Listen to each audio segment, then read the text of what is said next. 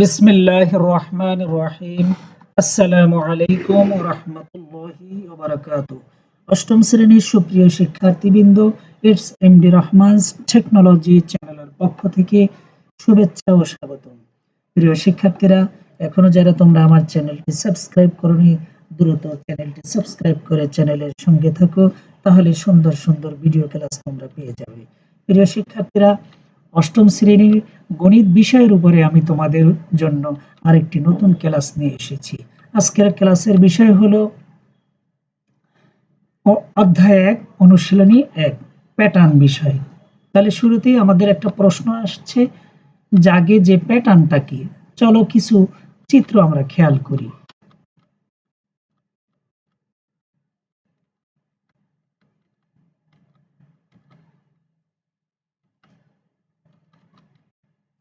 তিনটা আকৃতি ধারণ করেছে, এটা একটা প্যাটার্ন। নিচে খেয়াল করো, এটাও একটা আকৃতি ধারণ করেছে, প্যাটার্ন। এই ডটের মাধ্যমে আকৃতি ধারণ করছে, এটাও একটা প্যাটার্ন। প্যাটার্ন হলো, এর সংজ্ঞাটা আমরা জেনে নেই। চলো, প্যাটার্ন কোনো সুনির্দিষ্ট কাঠামোকেই প্যাটার্ন বলা হয়। অন্যভাবে বলা যায়, বিশেষ নিয়মে কোনো কিছু সাজানো বা বিন্যস্ত করাকে প্যাটার্ন বলে। যেভাবে লেখো একটা লিখলেই চলবে। এরপরে আসো, চিত্রে আমরা দেখি, এখানেও তিনটা প্যাটার্ন দাঁড় করলাম।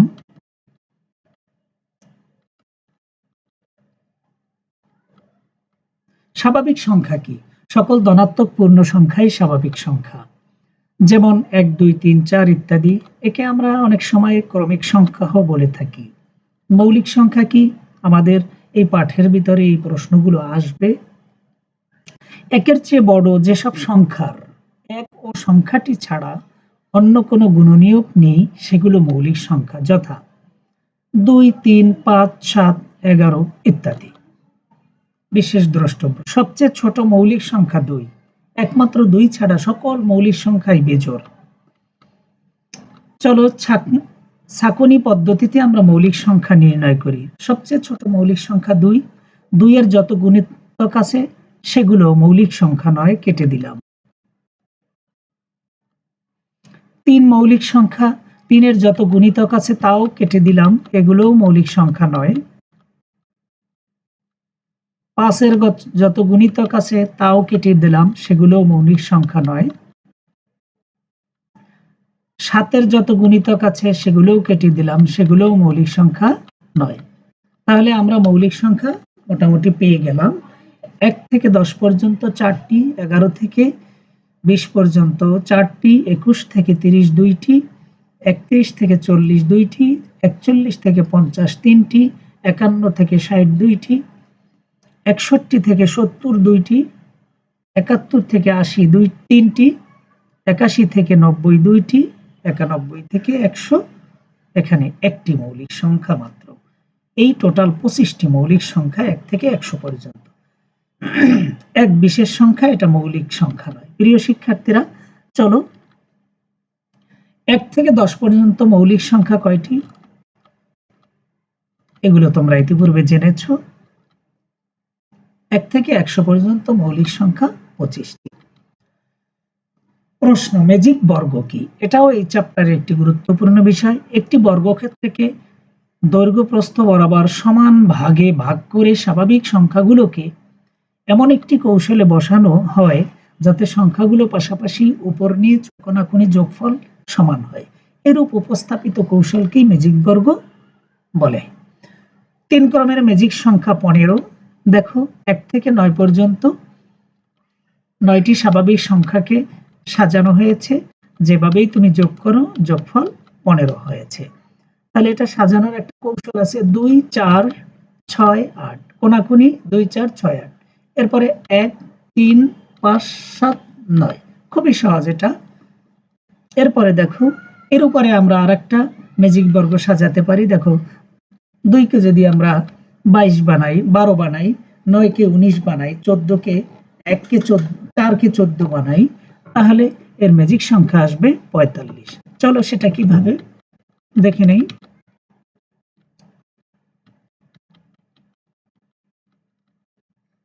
আবার 2 কে যদি 22 বানাই, 19 কে 29, 14 কে 24, তাহলে ম্যাজিক সংখ্যা চলে আসবে 75। চলো সেটা দেখে নিই। এভাবে কিন্তু এমসিকিউতে অনেক সময় তোমাদের বিভিন্নভাবে চলে আসতে পারে। 4 ক্রমের ম্যাজিক বর্গ, এটা একটু দেখে নিই।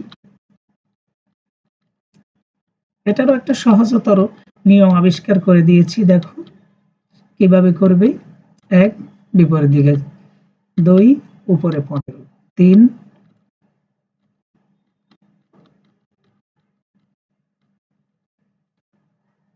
সহজ না? কয়েকবার প্র্যাকটিস করলেই তোমার কন্ট্রোলে চলে আসবে, নিয়ন্ত্রণে চলে আসবে। চলো, ফিবোনাক্কি সংখ্যা কি? এটাও একটা প্রশ্ন। কোনো প্যাটার্নের পাশাপাশি দুটি সংখ্যার যোগফল পরবর্তী সংখ্যার সমান হলে প্যাটার্নটির সংখ্যাগুলোকে ফিবোনাক্কি সংখ্যা বলা হয়। যেমন ধরো একটা চিত্রের মাধ্যমে আমরা দেখি, 0 এবং 1 এর যোগফল 1, 1 এবং 1 এর যোগফল 2, 1 এবং 2 এর পরবর্তী যোগফল 3, 2 এবং 3 এর পরবর্তী যোগফল 5, 3 এবং 5 এর পরবর্তী 8, 5 এবং 8 এর পরবর্তী 13, 8 এবং 13 এর পরবর্তী 21, 13 এবং 21 এর পরবর্তী 34। তার পরবর্তীটা কত হবে? 21 এবং 34 যোগ করলে যা হবে সেটাই পরবর্তী সংখ্যা। এভাবে বের করতে হবে। স্বাভাবিক ক্রমিক সংখ্যার যোগফলের একটা সূত্র আছে, দেখে নাও। সমষ্টি স্বাভাবিক ক্রমিক সংখ্যার যোগফল বা সমষ্টির সূত্রটা হলো প্রথম সংখ্যা যোগ শেষ সংখ্যা যোগ গুণন পদ সংখ্যা ভাগ 2। চলো আমরা একটি উদাহরণের মাধ্যমে দেখি। একটা প্যাটার্ন চলে আসছে, এখানে 3টা প্রশ্ন রয়েছে। আমরা এই 3টা প্রশ্ন সলভ করব ইনশাআল্লাহ। 1 নম্বর প্রশ্ন, ক নাম্বার, প্যাটার্নের চতুর্থ চিত্রটি তৈরি করে কাঠির সংখ্যা নির্ণয় করো। এখানে 3টা চিত্র আছে। চলো আমরা চতুর্থ চিত্রটি তৈরি করতে যাচ্ছি। কাঠিগুলো সাথে সাথে গণনা করে ফেলি আমরা। 3, 4, 5, 6, 7, 8, 9, 10, 11, 12, 13, 14, 15, 16, 17, 18, 19, 20, 21। তাহলে পরবর্তী চতুর্থ প্যাটার্নটির তৈরিতে 21টি কাঠের প্রয়োজন পড়বে। উত্তর শেষ।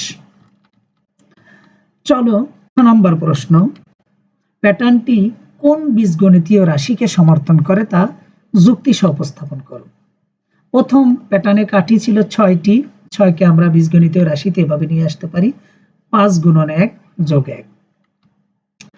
দ্বিতীয় চিত্রে কাঠির সংখ্যা ছিল 11টি, এটাকে আমরা নিয়ে আসতে পারি 10 যোগ 1 অর্থাৎ 5 গুণন 2 যোগ 1।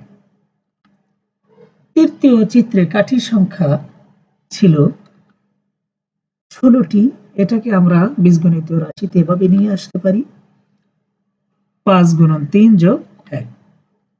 এবারে আসো, চতুর্থ চিত্রে কাঠির সংখ্যা 21টি, এটাকে আমরা এভাবে 5 গুণন 4 যোগ 1। একইভাবে কতম চিত্রে কাঠির সংখ্যা কত? এই ক মানে স্বাভাবিক সংখ্যা, 1, 2, 3, 4, 5, 6 এরকম স্বাভাবিক ক্রমিক সংখ্যা যে কোনো সংখ্যা হতে পারে। তাহলে দেখো এটা 5 গুণন ক প্লাস 1, এটাকে আমরা লিখতে পারি 5 ক যোগ 1। এটা বীজগণিতীয় রাশিতে পড়ে। 5 মানে 5x, এটাকে যদি বললে ধরি প্লাস 1, হ্যাঁ, এই রাশিতে পড়ে যায়। প্যাটার্নগুলো 5 ক যোগ 1 বীজগণিতিক রাশি দ্বারা প্রকাশ করা যায়। প্রিয় শিক্ষার্থীরা, চলো আমরা গ নম্বর প্রশ্নে যাই। প্যাটার্নটির প্রথম 50টি চিত্র তৈরি করতে মোট কতটি কাঠি দরকার হবে? খ অংশ থেকে পাই বীজগণিতীয় রাশি হলো 5 ক যোগ 1। তাহলে এই যে বলেছিলাম প্রিয় শিক্ষার্থীরা, ক হলো স্বাভাবিক সংখ্যা, তাহলে এখানে স্বাভাবিক সংখ্যা আছে 50টি। তাহলে 5 গুণন 50 যোগ 1, তাহলে 5 50 250 যোগ 1 251, অর্থাৎ 50তম,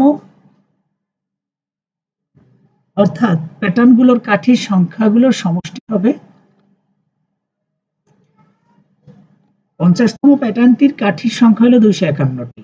তাহলে 1 থেকে 50 পর্যন্ত প্যাটার্নের কাঠির সংখ্যা কত হবে? এটা ওই যে স্বাভাবিক সংখ্যার যোগফলের সমষ্টির যে সূত্রটা সেইটা আমাদেরকে, তার প্রথম সংখ্যা 1, 5, 6, 11, 16, 21 ডট ডট ডট ডট সর্বশেষ হলো 251। তাহলে সূত্রটা আমরা নিয়ে আসি। প্রথম পদ হলো 6, শেষ পদ হলো 251, পদ সংখ্যা হলো 50টি, ওই যে 50টি প্যাটার্ন। তাহলে সমষ্টি সূত্রটা দেখি। এই সূত্র ফেলে আমরা করব প্রথম পদ 6, শেষ পদ 251, পদ সংখ্যা 50 ভাগ 2। তাহলে ভাগ কাটাকাটি যায়, এখানে ভাগ যায়, 2 দিয়ে 50কে ভাগ করলে 25 পাই ভাগফল।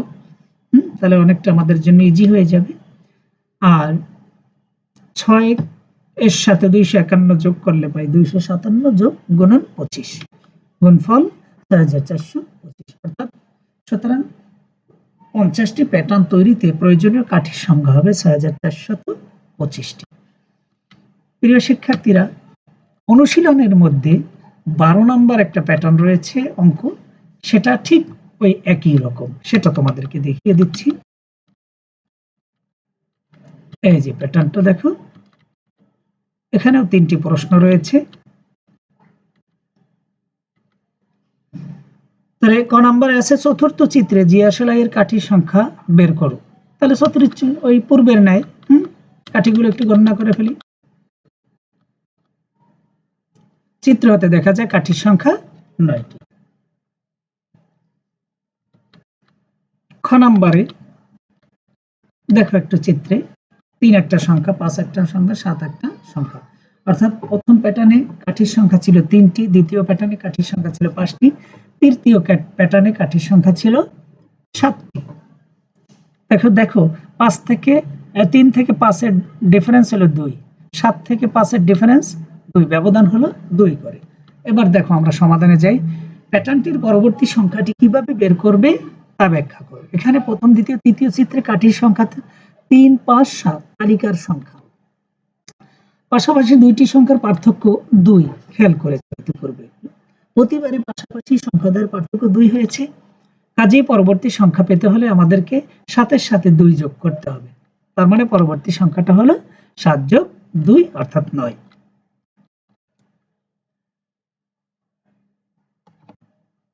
গ নম্বর প্রশ্নে ওখানে ছিল উদাহরণটায় 100তম প্যাটার্ন, আর এখানে আছে 50তম প্যাটার্ন, এখানে আছে 100তম প্যাটার্ন। তাহলে 100তম প্যাটার্ন তৈরিতে কতগুলো জিয়া সেলাইয়ের কাঠির প্রয়োজন? দেখো প্রথম চিত্রে কাঠির সংখ্যা ছিল 3টি, বীজগণিতীয় রাশিতে আমরা এভাবে নিয়ে আসি। দ্বিতীয় 5টি, তৃতীয় চিত্রে কাঠির সংখ্যা 7টি। একইভাবে কতম চিত্রে কাঠির সংখ্যা 2 গুণন ক যোগ 1। তাহলে বলেছিলাম ক মানে স্বাভাবিক সংখ্যা, তাহলে এখানে ক মানে 100। প্যাটার্নটি 2ক প্লাস 1 বীজগণিত রাশিকে সমর্থন করে। মনে করি ক ইকুয়াল টু 100 হলে 100তম প্যাটার্নের প্রয়োজনীয় কাঠির সংখ্যা হলো 2 গুণন 100 যোগ 1, অর্থাৎ 200 যোগ 1 201টি। প্রিয় শিক্ষার্থীরা, এসএমডি রহমান টেকনোলজি চ্যানেলের পক্ষ থেকে বাড়ির কাজ এই 2টা সৃজনশীল তোমাদেরকে দেখালাম, এই 2টাই তোমরা বাড়িতে অনুশীলন করবে ইনশাআল্লাহ। আশা করি পরীক্ষায় 2টার একটা কমন থাকবে ইনশাআল্লাহ। প্রিয় শিক্ষার্থীরা, আজকের মতো এখানেই শেষ। আবার বলছি, যারা এখনো তোমরা আমার চ্যানেলটি সাবস্ক্রাইব করো নাই, চ্যানেলটি সাবস্ক্রাইব করে চ্যানেলের সঙ্গে থাকো। সবাইকে ধন্যবাদ জানিয়ে আজকের মতো এখানেই শেষ করছি।